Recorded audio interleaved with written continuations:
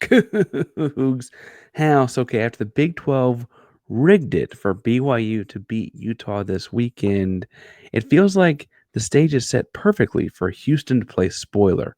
Work with me.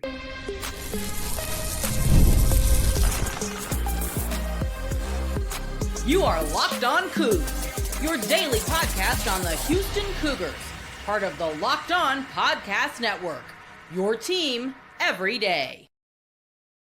Welcome to Locked On Cougs, daily podcast about your Houston Cougars. I'm your host, Houston-born teacher and coach Parker Ainsworth. And whether you're a Houston fan or just a hater who came to stop by, thank you for making Locked On Cougs your first listen of the day. I appreciate you making us your first and second and more listens each and every day here at Locked On Cougs. If you want to join the conversation but don't know, say, tell us in the comments down below if you've ever seen a grown man cry for no reason, because that's what it felt like was happening in the Utah-BYU post-game press conferences. I want to talk some in this episode about the situation of the Big 12, Houston football a little bit, and kind of how Houston's getting set up to be the spoiler of sorts of a lot of things. So I got to talk first about BYU and Utah to kind of help set this stage here. So BYU and Utah, for the folks that are uninitiated, hadn't paid attention to football outside of Houston, or just getting used to or getting new to the sport or whatever, big rivalry game.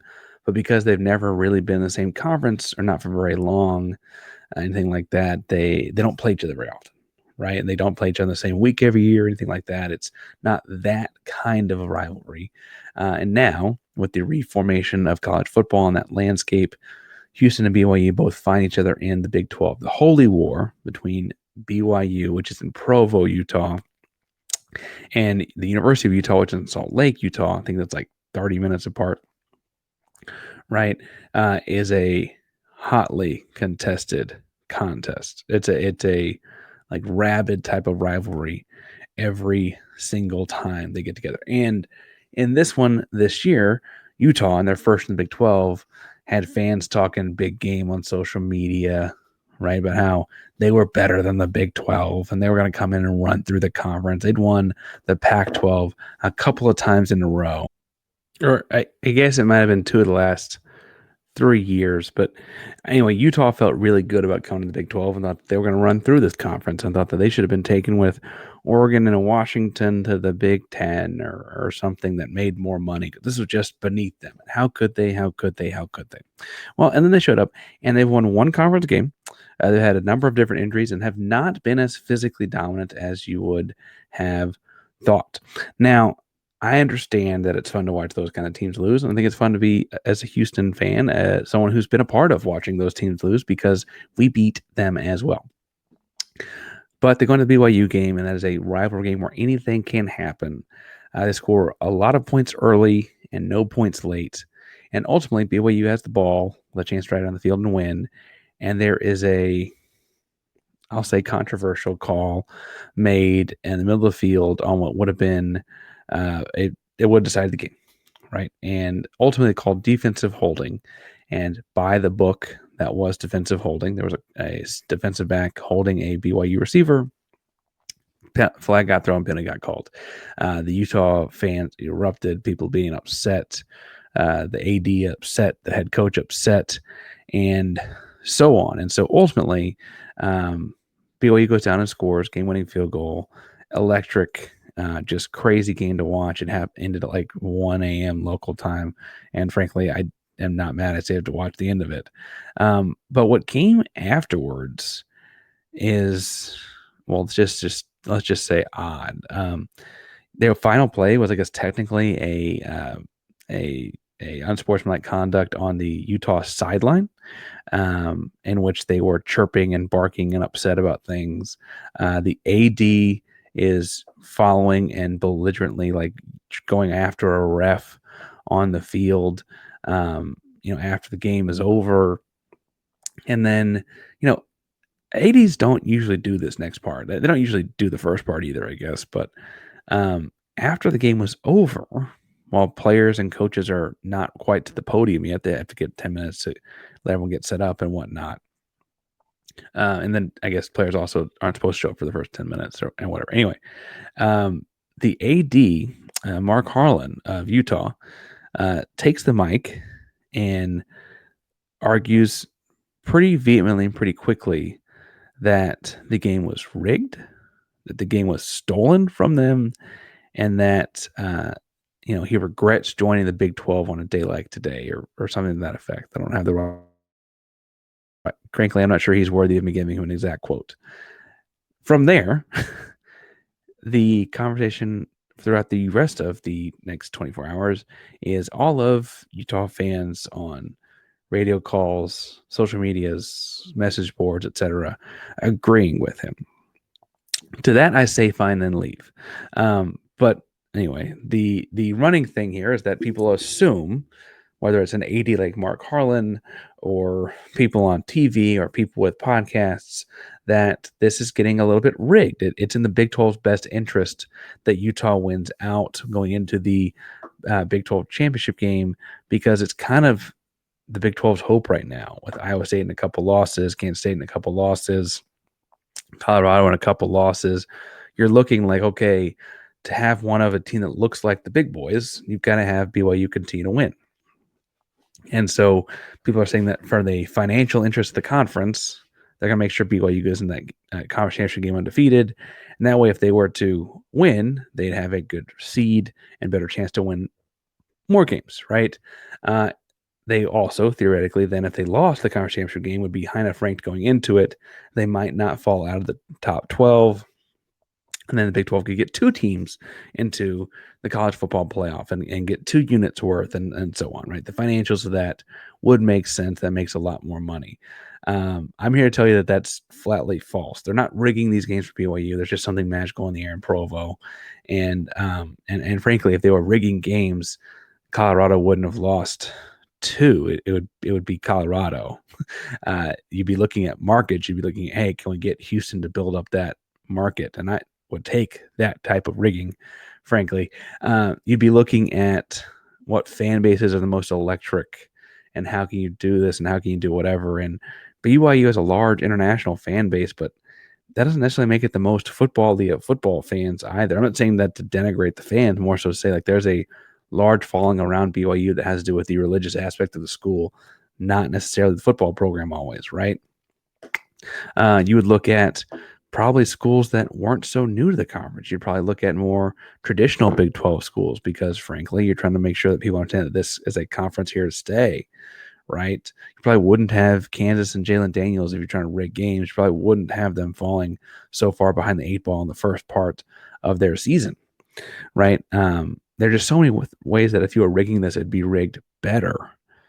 But if the case is being made that BYU is going to get rigged into the Big 12 championship game potentially, Houston matches up with them on November 30th after Thanksgiving, the final regular season game of the year. And Houston's got a real chance to play spoiler. And I am not saying the game would be rigged if Houston didn't win, although clearly that's the only natural case, right?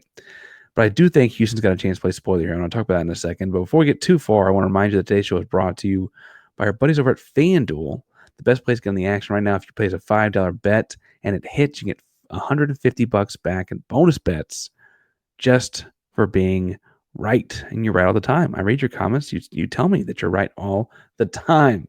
So go put your money where your mouth is at FanDuel.com. Get in on the action right now. Houston, Arizona this weekend. Houston's a 2.5-point underdog as they're recording this podcast. I got Houston winning. You can take me at my word if you want or not. I got Houston winning. We'll talk about that throughout the week. But head over to FanDuel right now. Visit FanDuel.com. Get in on the action. Follow your hunch. Never let a moment pass with FanDuel, America's #1 sportsbook. Parker Ainsworth with Locked on Coogs here, talking about being a spoiler as Houston looks to spoil BYU's season. The magic of this BYU thing is that they can continue playing all these close games led by their defense. Sound like somebody you know? Houston's got a fairly similar path to victory in most of these games. And frankly, when I was looking at Houston beating teams like Kansas State, part of my thought process was like, okay, well, what did BYU do to them? They're a defensive first team, strong run game. Quarterbacks seem to make a play when it matters. Now, BYU's good. They're undefeated good. I don't mean to say that Houston's necessarily that either, But I do think that Houston is a similarly constructed team, and frankly, considering it's year one, year zero, kind of this rebuild, I think that puts us in a pretty good spot.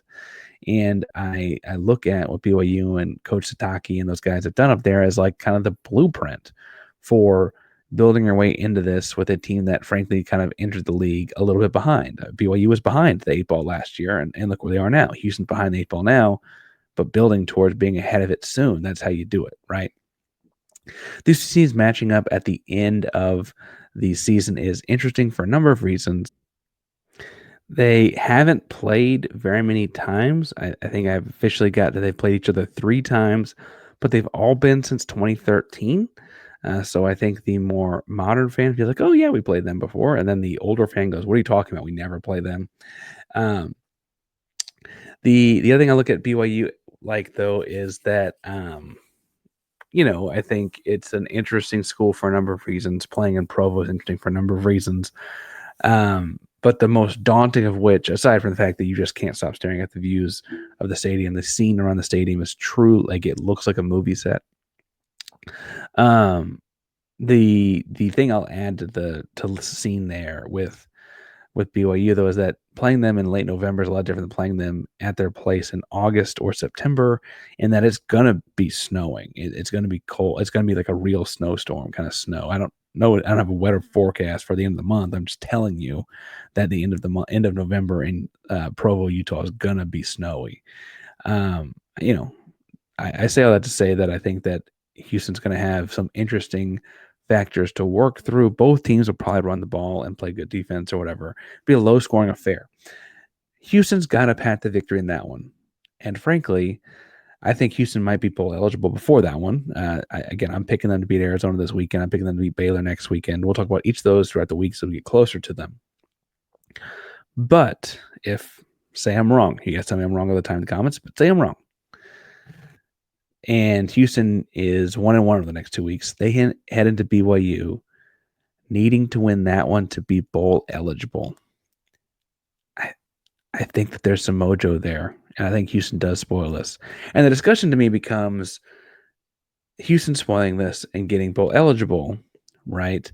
Obviously is good enough for the Houston program. Doesn't really matter what happens to the Big 12 as a conference after that, right? Like, let's make sure we take care of ourselves. If Houston's already bowl eligible, the interesting hypothetical, talking about it at the barbershop kind of question about this is it better for the Big 12 for Houston to lose? And then you get into the idea of rigging it and changing the outcomes and so on, right?